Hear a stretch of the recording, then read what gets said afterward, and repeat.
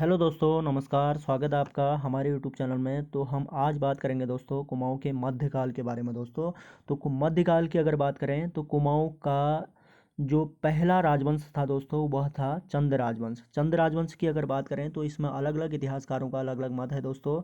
बद्रीदत्त पांडे के अनुसार जो है कुमाऊँ का जो चंद राजवंश था वो 700 ईस्वी पूर्व ये मानते हैं दोस्तों। और एटकिंसन महोदय जो है 953 ईस्वी पूर्व मानते हैं। तो ये जो है सन तो पूछे नहीं जाते दोस्तों वैसे एग्जाम में, ये अलग, क्योंकि इसमें अलग अलग इतिहासकारों का अलग अलग मत होता है। इसके बाद बात करते हैं चंद वंश का जो वास्तविक संस्थापक था। चंद वंश का जो वास्तविक संस्थापक था दोस्तों वह था सोमचंद।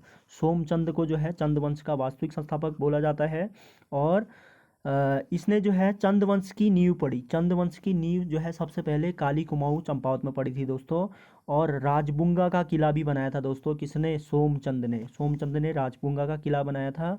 और इसने जो है हमारे उत्तराखंड में, यानी उत्तराखंड की जो भी धरती है, इसमें जो है चंद राजवंश का जो सोमचंद था पहला शासक, इसने क्या किया था? पंचायती राज की शुरुआत की थी दोस्तों। पंचायती राज की शुरुआत की थी और गांव में जो है बूढ़ा और सयानों की नियुक्ति की थी चंद राजवंश के सोमचंद ने दोस्तों। बाकी सोमचंद एक मांडलिक राजा था दोस्तों। जो डोटी डोटी जो है नेपाल को बोला जाता है, नेपाल के राजा के अधीन यह काम करता था और उसको कर दिया करता था दोस्तों, टैक्स दिया करता था सोमचंद।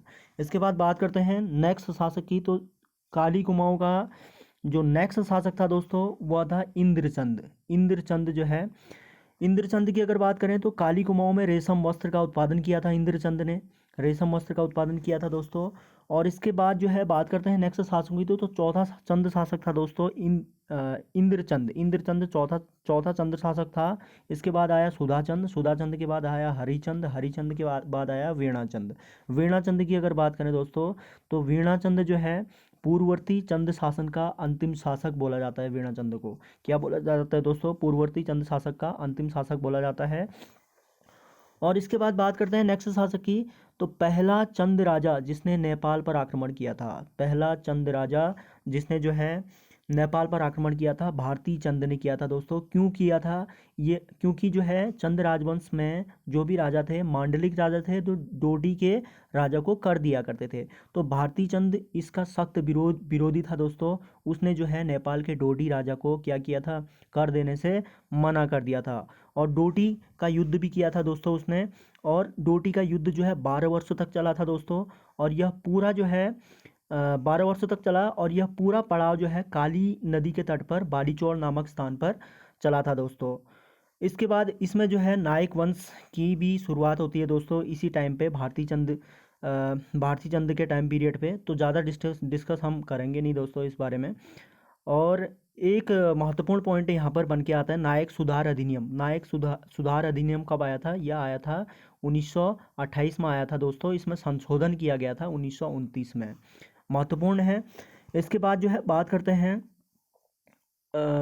वीणाचंद। पूर्ववर्ती चंद शासन का अंतिम शासक था वीणाचंद दोस्तों। और भारती चंद की हमने बात कर ली थी। और इसके बाद बात करते हैं दोस्तों गरुड़ गरुड़ ज्ञानचंद की। तो गरुड़ ज्ञानचंद की अगर बात करें दोस्तों तो इसका टाइम पीरियड था दोस्तों 1365 से 1420 ईस्वी तक। 1365 से 1420 ईस्वी तक ज्ञानचंद ने शासन किया था। यह जो है चंद राजा था जो दिल्ली सुल्तान जो है फिरोज शाह तुगलक के दरबार में भेंट लेकर गया था दोस्तों। तो पहला चंद वंश का शासक जो दिल्ली दरबार के सुल्तान जो है फिरोज शाह तुगलक के दरबार में भेंट लेकर गया था। और उसी ने इसको जो है गरुड़ की उपाधि दी थी दोस्तों।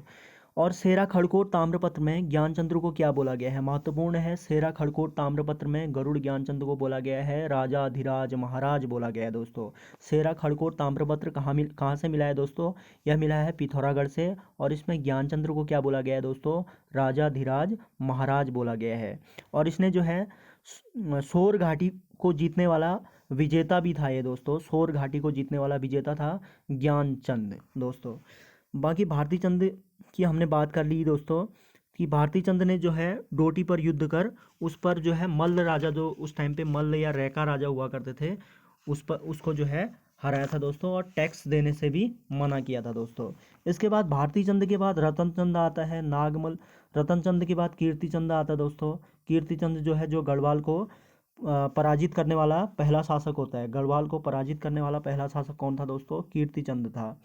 कीर्तिचंद ने जो है 12 कोटी विजय की थी दोस्तों, और खगमरा कोट को अपने राज्य में मिलाया था दोस्तों। कीर्तिचंद ने खगमरा कोट को अपने राज्य में मिलाया था दोस्तों। इसके बाद जो है नेक्स्ट शासक की अगर बात करें दोस्तों, तो नेक्स्ट शासक था दोस्तों भीष्मचंद। भीष्मचंद का शासनकाल की अगर बात करें तो इसका शासनकाल था दोस्तों 1512 से 1530 ईस्वी तक इसने शासन किया था। और इसने जो है पहला प्रयास किया था राजधानी यानी काली कुमाऊं की राजधानी अल्मोड़ा को स्थानांतरित करने की कोशिश किया था दोस्तों इसने। और अल्मोड़ा में खगमरा किला का निर्माण भी किया था। किसने? भीष्मचंद ने जो है अल्मोड़ा में खगमरा किला का निर्माण किया था दोस्तों। इसके बाद जो है इसका जो पुत्र होता है दोस्तों वो होता है बालो कल्याण चंद। बालो कल्याण चंद ने जो है 1563 ईस्वी में राजधानी काली कुमाऊं को अल्मोड़ा लाया था दोस्तों। ये जो है अगर नींव की अगर बात करें तो काली कुमाऊं को अल्मोड़ा स्थानांतरित करने की कोशिश की थी, नींव डाली थी भीष्मचंद ने। और 1563 ईस्वी में काली कुमाऊं की राजधानी को जो है अल्मोड़ा किसने बनाया था दोस्तों? यह बनाया था भीष्मचंद ने। किसने बनाया? किसने? माफ़ कीजिएगा दोस्तों, यह बनाया था बालो कल्याण चंद ने, जो भीष्मचंद का पुत्र था दोस्तों। इसके बाद नेक्स्ट जो शासक है वो आता है रुद्रचंद। रुद्रचंद की अगर बात करें दोस्तों तो इसका कार्यकाल था दोस्तों रुद्रचंद का कार्यकाल था दोस्तों 1565 से 1597 ईस्वी तक। और जो है रुद्रचंद अकबर का समकालीन था। यह जो है अकबर का समकालीन था और मुगलों की अधीनता स्वीकार करने वाला पहला शासक था दोस्तों। मुगलों की अधीनता स्वीकार करने वाला पहला चंद्रवंशी शासक कौन था दोस्तों? रुद्रचंद था, जिसने जो है 1527 ईस्वी में अकबर की अधीनता स्वीकार की थी। बाकी रुद्रचंद ने रुद्रपुर शहर की स्थापना की थी दोस्तों।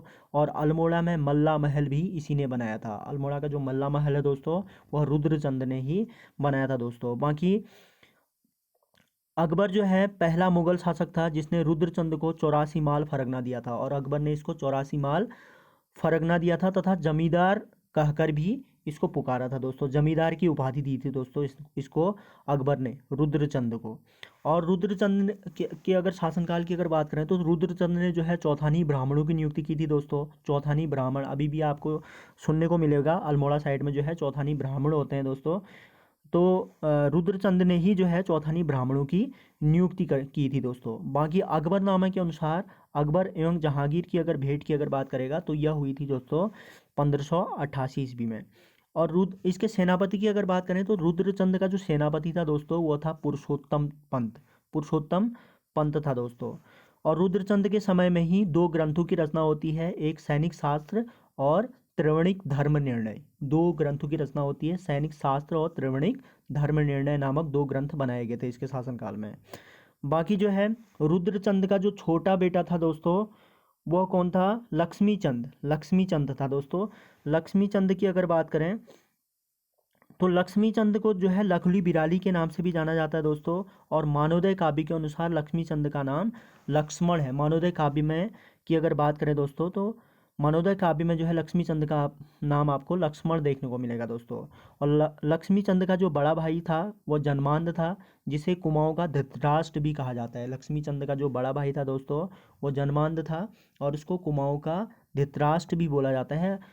किसको बोला जाता है? क्वेश्चन आएगा कि कुमाऊं का धृतराष्ट्र किसको बोला जाता है? तो शक्ति गुसाई या शक्ति चंद को बोला जाता है। शक्ति गुसाई या शक्ति चंद को बोला जाता है। बाकी लक्ष्मीचंद ने न्योवाली व बिस्टावली नामक कचेरियाँ बनाई थी दोस्तों।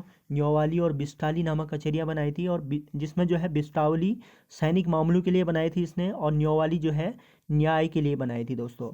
और इसको जो है लखुली बिराली के नाम से भी जाना जाता है। और इसने गढ़वाल पर जो है 7 असफल आक्रमण किए थे दोस्तों, और 8वीं बार जो है ये बेचारा जीत पाया था।